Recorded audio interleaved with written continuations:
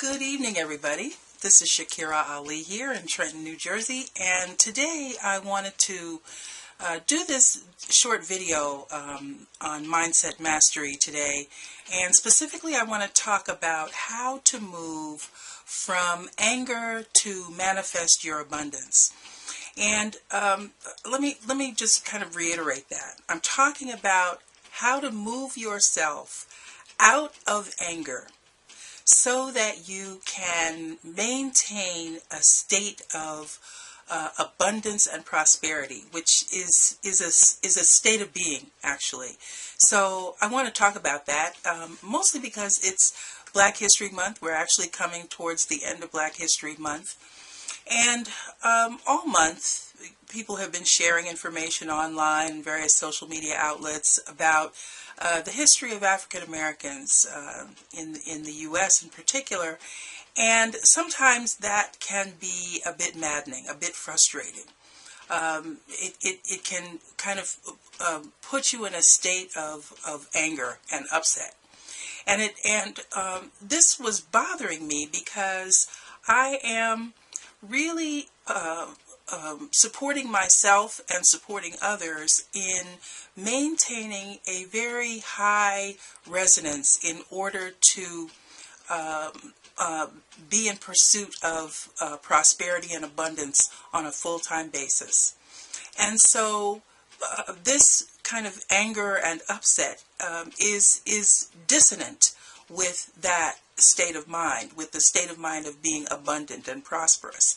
So I was thinking about, well, what do I do? How do I calm myself? Because I don't actually stay in that state of mind. Even when I see all kinds of injustices and outrageous behavior, I don't stay in that state of mind. So I was thinking about, how do I get myself out of it? And actually, I go through a three-step process, and I thought that I could share that with you if you too are interested in maintaining a very high vibration so that you can also sustain a state of prosperity and abundance in your own life.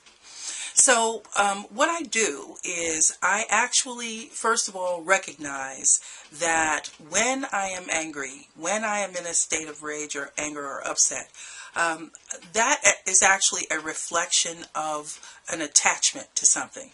So the first step is to recognize what is it that I'm being attached to in that moment. Maybe I'm being attached to being right.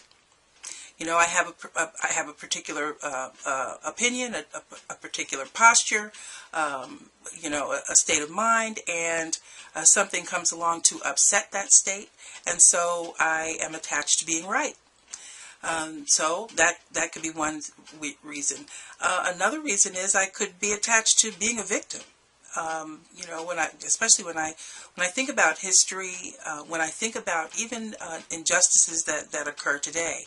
I think, you know, it is very easy to be in the role of being a victim because there are people out there who do really nasty things, and those people who are targeted by those nasty things are in effect a victim.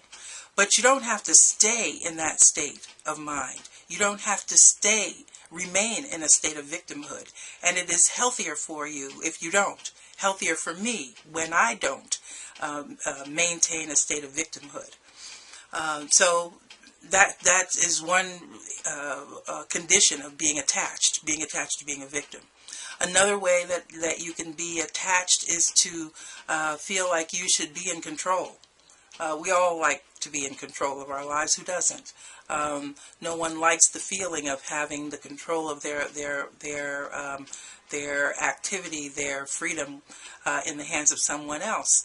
And so sometimes when something occurs that makes you angry, you know, it's because you feel like you should be able to control that situation.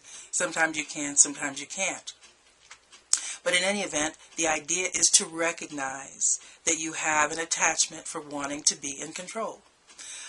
So then what do you do after you recognize that attachment? Well, the thing to do is to put yourself in the posture of letting go of that attachment. Because if you can let go of it, if you can just be with the circumstance of not being right, or of having someone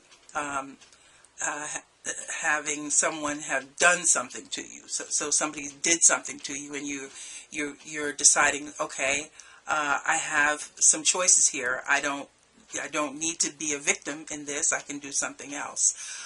Or something happens that seems to be out of your control. So, for example, you're headed to a meeting and you end up in a traffic jam or an accident because of weather. Well, I mean, that's not something you plan to do. It is certainly not something you had control over, but you can let go of the feeling of needing to have been in control of that circumstance. So, in the process of letting go, you can release the anger. One of my friends and coaches, Margaret Pazant, said that she reminded me in an instance that holding on to anger is like drinking poison and expecting someone else to die. So that is just a phrase that stays in my mind so that I can actually move myself off the point of being angry about something and thinking, okay, so my being angry about it is not really helping me, and it's not doing anything to the person or event that caused my upset.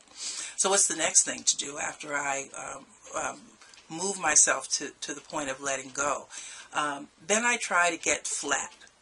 I try to get flat with the feeling that I had around the anger. So ideally, we're asked to forgive. And sometimes it's just really hard to forgive. But maybe a step along that process is to just get flat with the incident, to just recognize that sometimes some people were just put here to stir stuff up in our lives so that we learn patience, or we learn compassion, or maybe even we learn to keep the fire in our belly to keep going and doing what it is we needed to do or had planned to do. But the idea is to just get flat with the source of the upset, because the anger is what keeps you from actually being able to move to a place of creativity and abundance where you can actually experience, where you can actually resume your experience of prosperity and contentment. So that's my 3-step process that I use, and I hope that it has been helpful to you and useful for you in some way. If it has, please leave me a comment. If it hasn't, I'd like to know that too. So I hope these 3 steps have been useful to you, helpful to you in some way for letting go of whatever anger you may be holding on to around something. Hopefully it's not a long-term thing. If it's a short-term thing, these steps will surely help you. If it's a long-term thing, you might want to use these steps to help you get closer to resolving whatever anger and upset you may have been feeling about whatever. I really appreciate your time and your attention, and if you see a link on the page, please click on that link, and I'm sure it'll take you to somewhere else on my online real estate that may offer something useful for you. And again, if you enjoyed what you heard or if you found it useful, please do leave a comment. Thanks a lot, and have a great evening. Take care. Bye.